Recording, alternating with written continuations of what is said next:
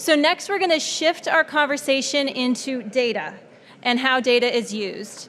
And I'm delighted to share with you our next speaker, Glen, co-founder of the Earth Genome. And he's here to provide some introductory remarks. I'm going to let him share a little bit about Earth Genome, and then we're going to move into a panel directly from his comments.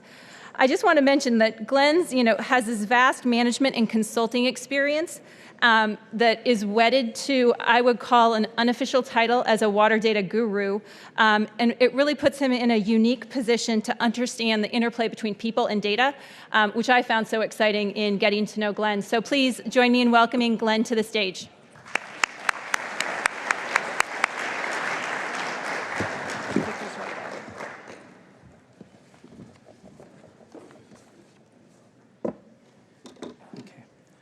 Thank you, Leah. I'm honored to be here today at the Texas Groundwater Summit.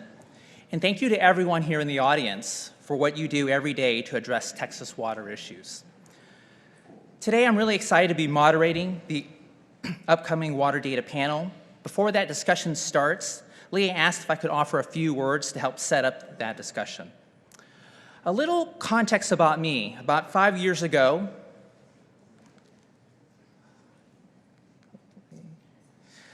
I co-founded the Earth Genome, a big data nonprofit that helps empower better natural resource decisions.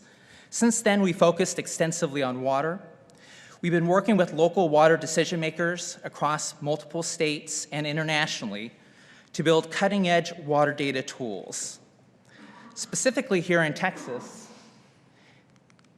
and where's the... all the way back there. Thank you. Specifically here in Texas, we've been partnering with multiple local organizations on several water tools focused on groundwater and surface water. And in California, we've also created some of the most advanced groundwater recharge tools now being used by multiple districts in the Central Valley. I've also been really fortunate to serve on the California Water Data Advisory Council, and I'm also participating in the Texas Water Data Initiative that Robert Mace will discuss later during the panel discussion. This doesn't seem to be working. Okay. As a result, sometimes I think of water data 8 hours a day, sometimes more than 5 days a week.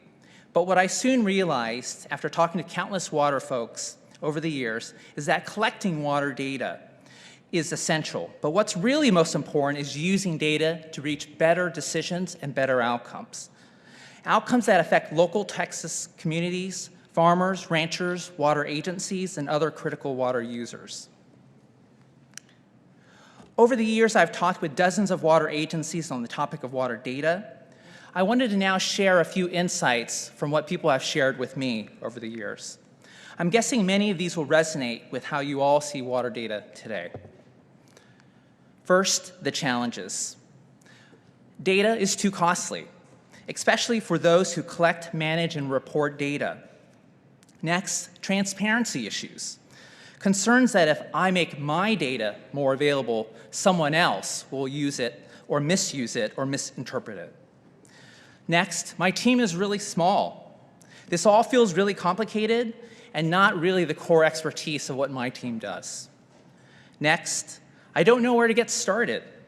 I don't have time to make sense of all the data. And oddly enough, sometimes I feel like I don't have enough data. Other times I'm drowning in data. The bottom line is there's some real challenges here. And on the other hand, a lot of people see a lot of great opportunities. First, better decisions. This spans both operational and planning decisions. Next, the belief that there's real value in having a single place for data. This is all about saving time and money by using data more efficiently. Next, other useful data. I know there is other valuable data out there. I just don't know where it is and how I can get it. And lastly, this belief that there are new opportunities. I'm sure there's other opportunities that I'm missing, and this is all about better optimization. And in particular, knowing that if I could understand the whole system, how groundwater is trending across an entire aquifer, and in particular with conjunctive groundwater, surface water, we could all be better off. So there are complex issues here, both the bad and the good, both the pros and the cons.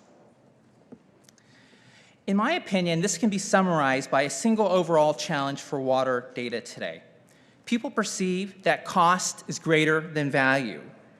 Costs as actual financial costs, as well as the resource and time, and the perceived risk. Value in better water outcomes, better water availability for everyone, and hopefully possible financial benefits. The key question is, how do we invert this equation going forward for everyone so value is greater than cost?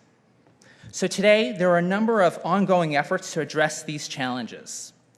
At the national level, there's what's called the Internet of Water, originating out of the Aspen Institute Dialogues and the Nicholas Institute at Duke University.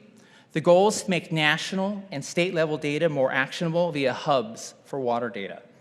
Texas is serving as one of the pilots for this effort. At the state level, there are efforts like the California Water Data Platform out of Assembly Bill 1755, and most importantly for here in Texas, the Texas Water Data Initiative. These efforts, not even mentioning some other global water data efforts now underway, reinforce that water data is an issue nearly everywhere. We all need to work towards solving the fundamental problem making water data more usable, with a particular focus on making water data fair, which is an acronym that means findable, accessible, interoperable, and reusable. Importantly, data is not useful if it's not used. So how do we get more data to be used, leading to better outcomes? How do we avoid the pitfalls that have challenged water data efforts in the past? In my opinion, there are 5 things. First, risk to solutions. Today, a lot of water data is used to calculate risk, but in the future, we need to go beyond risk toward using water data to find and implement solutions. Second, data to decision making.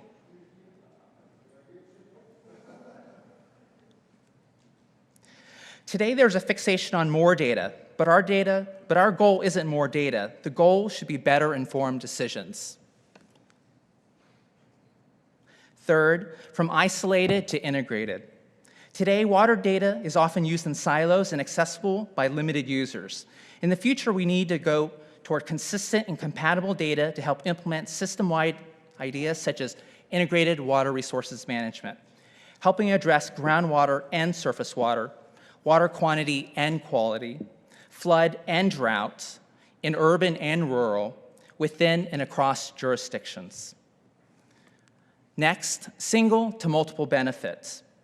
In the future, we need to better link hydrological outcomes to other benefits, including societal, environmental, and financial outcomes, creating real incentives for better water management. And lastly, from zero-sum to win-win, going away from using water data to identify I win, you lose scenarios to win-win. With that decision, those 5 points, I think it reinforces that water is hyperlocal. What happens in Texas water data must best fit Texas, working directly with a key Texas stakeholder, such as the GCD, who needs to make a better decision regarding groundwater management, data that creates value. With that decision context, we can then identify the needed tools and visualization, applied hydrological science, and the required data. This ensures data will be valuable and used because it is tied to a specific outcome. It's how we get from data to knowledge, to insight, to action, to better outcomes. Using best available data and science and visualization, all done in a local legal and regulatory system, acknowledging its constraints. But with a fixation on the end user, the people, the decision makers, like Leah said, the human element, leading to better water management for all of Texas. So that is the context for today's water data panel.